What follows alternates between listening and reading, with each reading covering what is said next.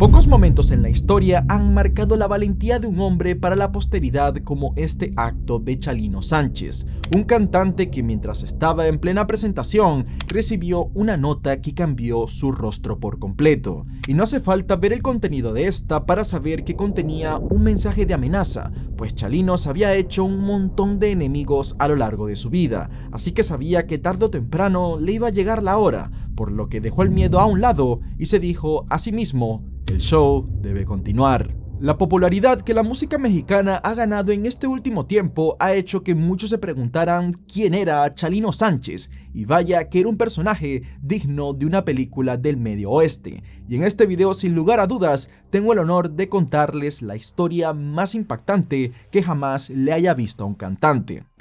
El 30 de agosto de 1960 en Sinaloa, México, nació Rosalino Sánchez Félix, al cual durante todo el video vamos a llamar Chalino, ya que a él no le gustaba que lo llamaran por su nombre real, y es que Rosalino le parecía afeminado.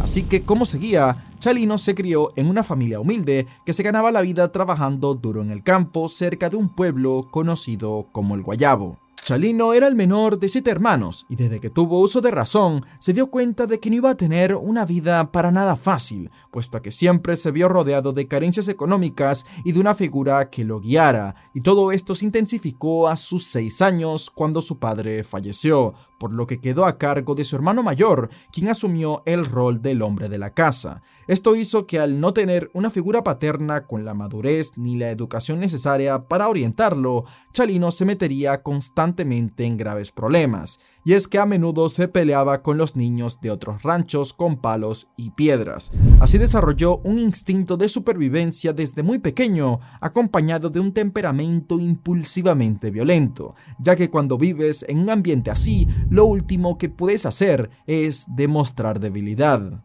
Después de terminar la primaria, Chalino abandonó la escuela para seguir con los pasos de su familia, dedicándose al trabajo de campo, laburo que era bastante fuerte, y para sobrellevar las largas jornadas cosechando maíz, Chalino silbaba y cantaba las canciones de Luis Pérez Mesa, su cantante favorito y modelo a seguir. El chico encontraba consuelo en la música para digerir mejor esa vida en la que prácticamente estaba sentenciado a estar hasta el fin de sus días trabajando en el campo, debido a las pocas oportunidades que había en su entorno. Por eso, cuando les comentaba a sus compañeros que él quería ser un artista, estos reaccionaban con incredulidad y unos pocos con admiración. Y es que Chalino era muy trabajador, pero la idea de vivir del campo no le resultaba para nada atractiva. Es por eso que desde muy pequeño su sueño era salir de ese pueblo y tener éxito en otro lugar con mayores oportunidades. Sin embargo, ese sueño debía esperar, porque ocurriría un trágico evento que cambiaría el destino de Chalino para siempre. Por ese tiempo, en aquella zona norte de México estaba creciendo todo lo que era el crimen organizado, y a pesar de que este movimiento no estaba tan instaurado y no causaba tantos problemas en los 70s como sí en tiempos posteriores, igualmente cualquiera involucrado en esto era alguien de temer, por lo que si no eras un valiente dispuesto a enfrentarte a los criminales, lo más prudente era agachar la cabeza y tragar saliva cuando ellos te pasaban por encima, y la prudencia de Chalino sería puesta a prueba cuando este, siendo tan solo un niño de 11 años, presenció aquella noticia que destrozó por completo su inocencia. Según cuentan, todo comenzó cuando su hermana Juana fue víctima de un abuso íntimo por parte de un mafioso y uno de sus matones que se encontraba en el pueblo. Y no conformes con eso, los malvivientes dejaron a la joven tirada completamente desnuda en plena calle. Uno de estos agresores era muy conocido en el pueblo y le decían el Chapo Pérez, e imagínense lo traumático que debió ser para un niño de 11 años enterarse de semejante aberración en contra de su propia hermana. Y lo que más difícil se le hizo de digerir a Chalino era que le decían que solo podía aceptar lo sucedido, ya que era imposible que un niño como él pudiera hacerle algo a un tipo con tan mala fama como el Chapo Pérez. No obstante, el odio y el rencor que se empezó a formar dentro de Chalino no hizo más que crecer con el pasar del tiempo, y él no iba a dormir tranquilo hasta tomar venganza. Siendo influenciado por las figuras rebeldes de la Revolución Mexicana, Chalino se convirtió en una especie de justiciero social. Es así como consiguió su primera pistola, la cual llevaba consigo a todas partes. Todo esto con el fin de proteger a los más indefensos de los abusos del crimen organizado. Y esto hizo que se ganara el cariño de mucha gente en el pueblo, pero por otro lado, esto también le hizo ganarse bastantes enemigos. Tras varios años de espera, el odio que sentía Chalino seguía intacto. Por nada del mundo iba a dejar que el crimen en contra de su hermana quedara impune, por lo que a sus 17 años, cuando se enteró de que por fin el Chapo Pérez estaba de vuelta en el pueblo, Chalino sabía que no podía echarse para atrás y que así le costara la vida, debía vengar la dignidad de su hermana de una vez por todas. Se celebraba el Día de la Revolución Mexicana y para celebrar esa fecha se realizó una fiesta en un antiguo colegio. Gran parte del pueblo estaba pasando esa tarde ahí con la música alta y disfrutando del momento, hasta que llegado a un punto de la noche, se dice que Chalino se acercó al Chapo Pérez con un rostro serio, sin decir absolutamente nada, y cuando por fin se puso enfrente de él, sin siquiera darle el más mínimo chance de reaccionar, desenfundó su arma y comenzó a descargar toda la ira que llevaba acumulada durante toda su adolescencia, desatando el caos en dicha fiesta. Y para cuando los hombres del Chapo Pérez estaban listos para devolverle el fuego a Chalino, ya era muy tarde. El joven se había desvanecido entre los matorrales, desapareciendo sin dejar rastro alguno. Tras enterarse de este violento episodio y la muerte del pandillero, la gente cercana a Chalino sabía que si el chico se quedaba en el pueblo, no le iba a quedar mucho tiempo entre los vivos, por lo que pusieron todos los medios necesarios para sacarlo del país.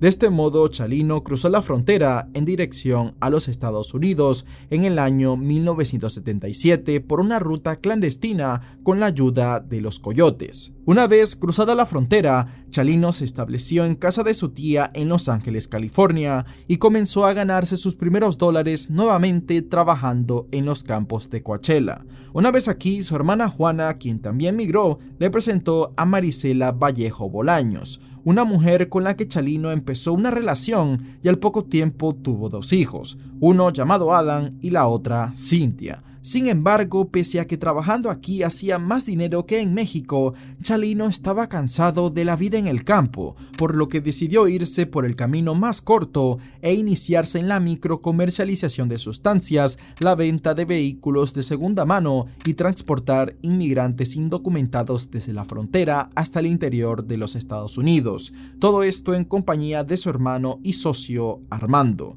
Es más, se presume que en una de estas idas y vueltas entre las fronteras, Chalino fue traicionado. Resulta que el hombre tenía un socio que le debía $120,000 y este socio le dijo que fuera a cierto lugar para pagarle $90,000 de esa deuda. Chalino, pues creyendo esto, fue con su hermano a dicho lugar y una vez ahí, en lugar de recibir el dinero prometido, ambos fueron atacados a tiros. Ante el peligro, el hermano de Chalino huyó en una dirección y Chalino en otra, siendo perseguidos por separado. Por suerte, Chalino logró refugiarse en una casa donde un niño lo escondió. Cuando los agresores llegaron preguntando por él, el niño les dijo que se había ido por otro camino. Y esta era la vida de Chalino, una montaña rusa de puros problemas que lo obligaban a mantener los ojos bien abiertos las 24/7, porque cualquier día podía ser el último. No obstante, por más precauciones que tomara, nada de eso lo preparó para un fatídico día de 1984 en el que se enteró de que su hermano y socio Armando Sánchez había sido asesinado de 2 disparos en la habitación de un hotel de mala muerte en Tijuana.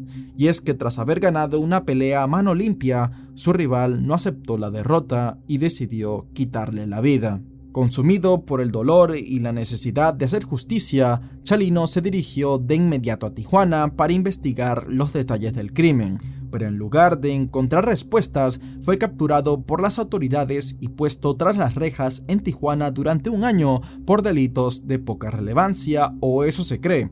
Y es que de esto no se sabe mucho, porque Chalino ingresó con un nombre falso a prisión, ya que en ningún registro de las cárceles y calabozos de Tijuana figura su nombre real. Pero lo que sí se sabe es que en este recinto él se juntaría con un primo suyo que sabía tocar la guitarra y con otros presidiarios que lo acompañaban con aplausos.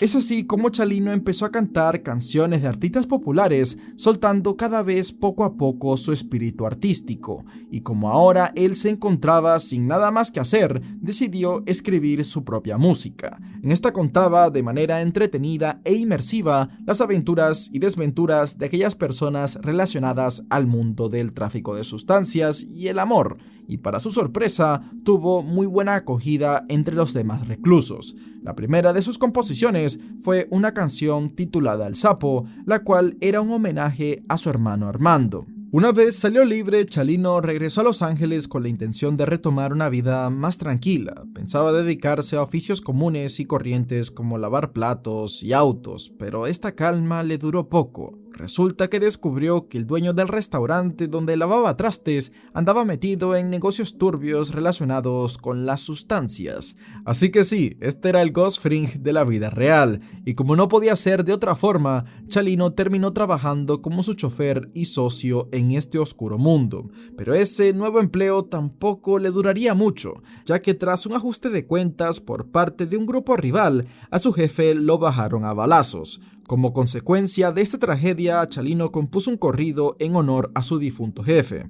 Esta canción se hizo tan popular entre los mexicanos radicados en Los Ángeles que comenzaron a pedirle a Chalino que narrara sus propias historias a través de la música. Y dato curioso, este hombre inicialmente no aceptaba dinero a cambio de sus composiciones. No señor, su método de cobro era bastante peculiar, ya que solo aceptaba relojes caros, armas de fuego, ropa cara y demás. También a él no le gustaba salir en las fotos de la portada de sus álbumes, pero al final pues terminó cediendo porque pues así vendía más y su imagen se hacía más popular. Pero él decía que no le gustaba el andar por ahí tan público y tomarse tantas fotos porque era consciente que tenía muchos enemigos. Con el pasar del tiempo, nuestro protagonista empezó a cobrar $3,000 por cada corrido compuesto, y así al poco tiempo Chalino ya se había hecho un nombre en la escena musical de Los Ángeles, presentándose en vivo junto a la agrupación Los Cuatro de la Frontera en bares y clubs nocturnos. Y una vez pudo escribir más canciones, el hombre ya podía darse una vida más holgada dedicándose de lleno a lo suyo. Así que el siguiente paso fue ir al estudio de grabación de Don Ángel Parra para registrar su primer material discográfico. Se supone que los músicos contratados iban a hacer esta vez todo el trabajo de interpretación, ya que Chalino no era lo que se conocía como un músico profesional. Sin embargo, el cantante contratado brilló por su ausencia. Fue entonces cuando Chalino, con la determinación que lo caracterizaba, tomó el micrófono firmemente y comenzó a cantar durante 15 canciones sin parar, las cuales serían grabadas en vivo y en directo junto al grupo de músicos. A pesar de ya contar con un disco grabado y con la experiencia necesaria para emprender vuelo como artista, a Chalino le costó un mundo poder darse a conocer en las radios. Recordemos que hace unas décadas no existían aplicaciones de streaming y el único medio para hacerse conocido era el si lograban transmitir tu música en la radio. El detalle es que nadie quería arriesgarse a reproducir la música de Chalino. Es más, la tildaban como de mal gusto o narcomúsica. Además, decían que el pobre ni siquiera sabía cantar bien, así que ponerlo al aire solo traería jalones de orejas y pérdidas. Sin embargo, hubo un visionario dispuesto a apostar por él pese a la polémica que giraba en torno a su persona. Se trataba de Pedro Rivera, el dueño de Cintas Acuario, disquera que llegó a darle voz a grandes como Jenny Rivera y Valentín Elizalde.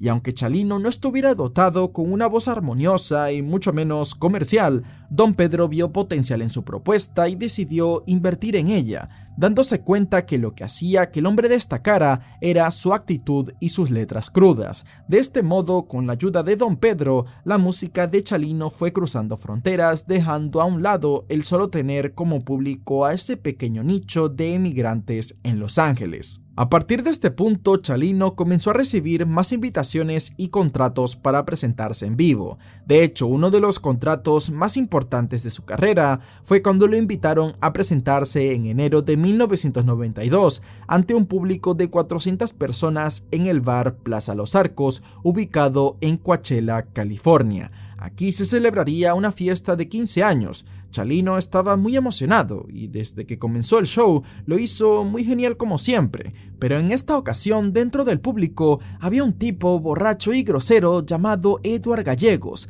quien entre gritos empezó a pedirle que cantara El Gallo de Sinaloa, a lo que Chalino le contestó que tuviera paciencia, ya que le iba a cantar más adelante, pero que tenían que seguir con el setlist programado. A pesar de la explicación, Gallegos no supo esperar y volvió a exigir la canción, esta vez apuntándole por la espalda a Chalino con un revólver calibre 25 justo cuando iba a comenzar con la siguiente canción. Al escuchar los gritos del público y ver las miradas de preocupación, Chalino se dio cuenta que lo estaban amenazando y sin pensarlo sacó la pistola que siempre llevaba consigo lo más rápido que pudo y comenzó un intenso tiroteo. Lo primero que sucedió en este encuentro fue que Gallegos le disparó 2 veces al cantante, llegando a perforarle el pulmón derecho, pero la mala suerte de verdad golpeó a Chalino cuando este fue a disparar y cuando estaba ahí se dio cuenta de que su arma se había encasquillado, por lo que su primer instinto fue arrojársela en la cara a Gallegos, pero esto no fue suficiente para defenderse y el cantante se mantuvo de pie así como pudo mientras perdía sangre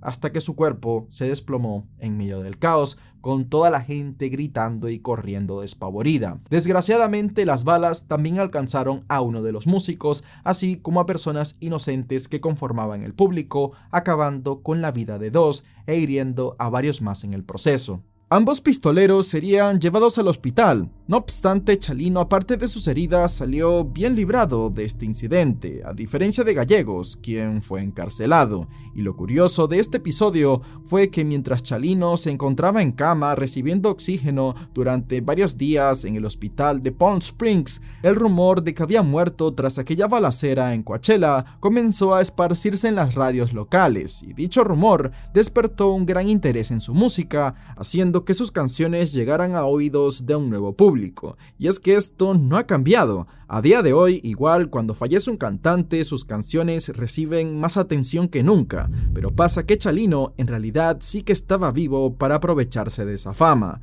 solo que tristemente este periodo no le duraría mucho tiempo. Finalmente, tras hacerse conocido como un ícono de la cultura gángster mexicana por su dureza y por tener tantos huevos al no temerle a nadie, las canciones de Chalino llegaron a un público masivo, y lo que más le llenó el corazón fue que estas empezaron a sonar en México, la tierra que lo vio nacer. Su música se convirtió en un himno para aquellos grupos marginados como migrantes o personas que vivían en pueblos o zonas rurales que no se identificaban para nada con la música comercial del momento. Y al final, por lo que sucedió en Coachella y al revelarse que seguía vivo, Chalino comenzó a vender muchas entradas para su gira en todo el estado de California. Las cosas parecían ir mejor que nunca. El hombre empezó a trabajar tanto que su agenda estaba llena con grabaciones de estudio, conciertos y celebraciones, y tan solo 3 meses después de que le perforaran el pulmón, el cantante recibió una invitación para regresar a México, donde le ofrecieron $20,000 por tan solo unas pocas horas de espectáculo. Sin embargo, muchas personas cercanas le hicieron saber que podrían haber muchos problemas si regresaba a México, y más si hacía un concierto en donde muchos de sus enemigos iban a saber perfectamente a qué hora y dónde iba a estar. Pero a Chalino se le hizo agua a la boca. $20,000 era demasiado dinero. Por ser de donde era, él era consciente que había gente que estaba dispuesta a trabajar todo un año en el campo o incluso acabar con la vida de alguien por mucho menos de esa cantidad. Así que a pesar de las advertencias, Chalino aceptó la oferta, en parte también porque sabía que su tiempo en este mundo ya estaba contado. Había estado cerca de la muerte tantas veces que él ya no le tenía miedo, así que ¿para qué vivir asustado y perder una oportunidad tan grande si tarde o temprano uno de sus enemigos podía acabar con su vida en cualquier momento? Después de estar varios años fuera de Culiacán, ignorando los problemas que había dejado en esas tierras, en la noche del 15 de mayo de 1992, en el local Bugambilias, en compañía de su agrupación, Chalino tenía preparado dar la mejor presentación de su vida con el fin de que su regreso a Sinaloa fuese magnífico, y desde un primer vistazo se veía que eso iba a ser así. El piso del salón estaba a punto de caerse de tanta gente que llenaba el local, bailando y gritando al ritmo de los corridos. Pero así como dentro del público había quienes lo adoraban, también había quienes estaban pendientes a la salida para tomar venganza. Con la parte de la presentación que logró ser captada en cámara, mucha gente ha especulado si Chalino desde arriba en tarima sabía quiénes lo querían lastimar, o también de eso raro de que varias personas se le acercaron a hablarle para advertirle de los rumores sobre qué le querían hacer. Y de lo único que sí se puede hablar como algo cierto fue que cuando el hombre se preparaba para cantar su éxito Alma Enamorada, una misteriosa nota le llegó repentinamente. Este parecía ser un pedido más del público, pero al leerlo el ambiente de fiesta se congeló en su rostro mientras la música corría de fondo. La sonrisa de Chalino se desvaneció al instante, poniendo una cara de preocupación en la que su primer instinto fue quitarse el sudor de la frente. Pero, ¿qué decía ese misterioso papel? Nadie lo sabe a ciencia cierta, pues Chalino no se lo comunicó a ninguna persona, ni siquiera a sus allegados que se encontraban en aquel local festejando junto a la música. Algo bastante extraño, pues él se caracterizaba por ser muy impulsivo. Lo primero que esperarían de él es que empezara a averiguar quién fue el que le mandó esa nota, pero eso no ocurrió. Llegó un acto que hasta el día de hoy asombra a todos aquellos que se enteran de la historia de Chalino. Él continuó con el show.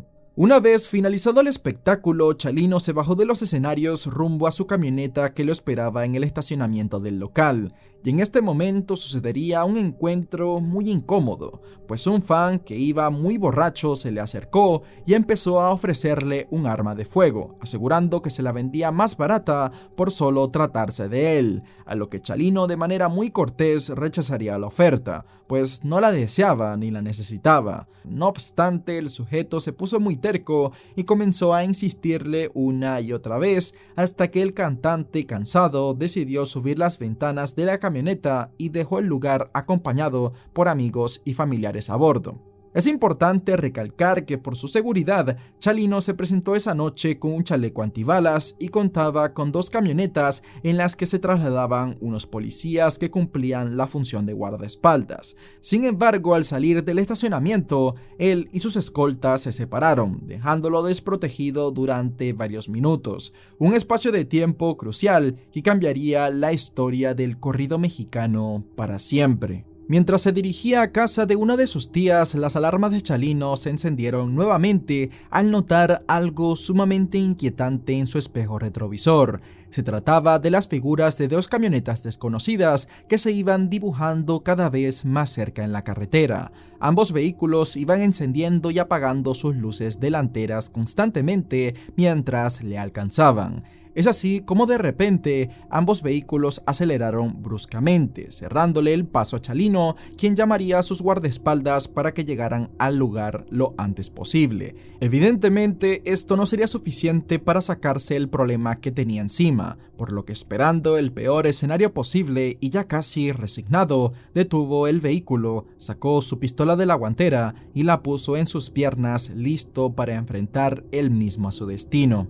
En dichas camionetas que los perseguían se desplazaban individuos vestidos de agentes con una presencia intimidante, portando armas y emanando un aura de misterio. Estos lentamente se acercaron en dirección a la ventana de Chalino, quien, sudando frío, luchó en todo momento por mantener su serenidad. Acto seguido le pidió a sus acompañantes que se escondieran, advirtiendo que finalmente habían llegado por él.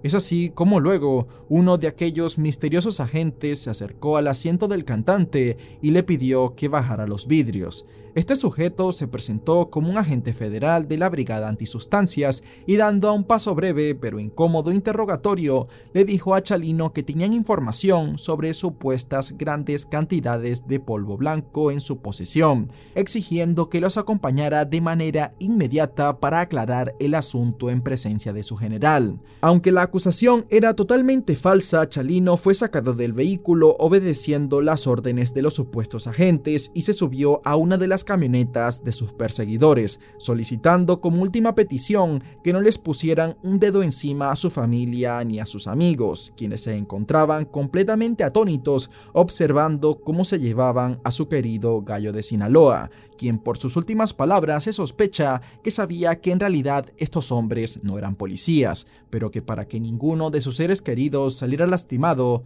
decidió entregarse sin oponer resistencia alguna. Tras 10 minutos de espera, los refuerzos de Chalino habían llegado. Lamentablemente ya era demasiado tarde, solo atinaron a intentar seguirle el rastro de quienes lo capturaron, lo cual no tuvo éxito alguno, y horas después se revelaría aquello que tristemente ya muchos se veían venir.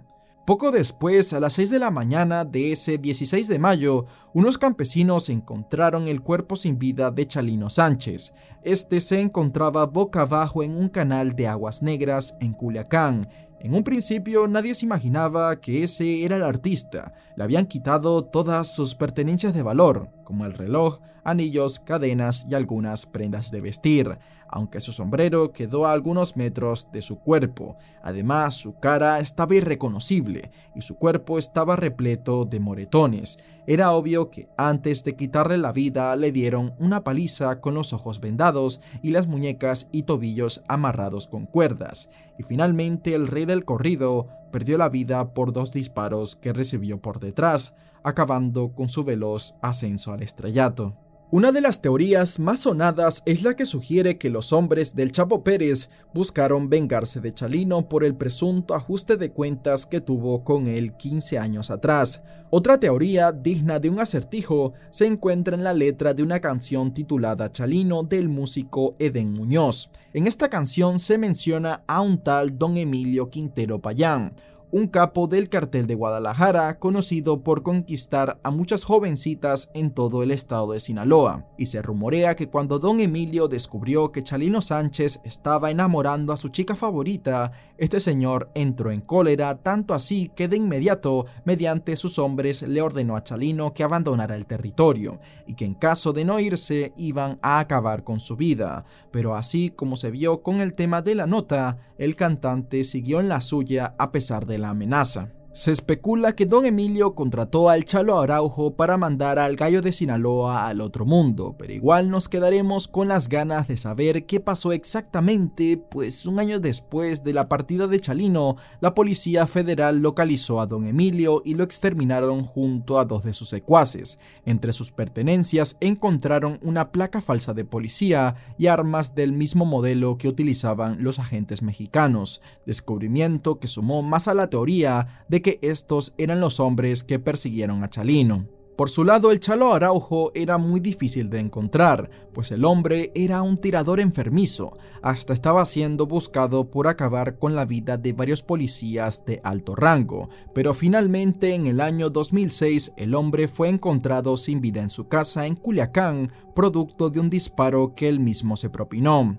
Se presume que sufría de depresión. Por estas razones nada oficial se puede confirmar, ya que las personas que podrían tener información al respecto no están dispuestas a revelar quiénes fueron los culpables de su captura y final, ya sea por miedo o porque simplemente no quieren alborotar el avispero de un caso que ya dieron por perdido. También recordemos que Chalino tenía muchos enemigos y él mismo sabía que la puñalada le podía caer desde cualquier dirección, pues el mero hecho de que sus canciones expongan tan abiertamente aquellas historias sobre criminales podría ser un motivo suficiente para que lo quieran silenciar. Y a pesar de todas estas adversidades, su hijo Adam siguió sus pasos desde los 9 años. Eso sí, Adam prefirió enfocarse en la música romántica con letras más ligeras, y vaya que le fue bien vendiendo discos y llenando estadios. Desgraciadamente a los 19 años sufrió un trágico accidente de tránsito que hizo que dejara este mundo en el momento más álgido de su carrera,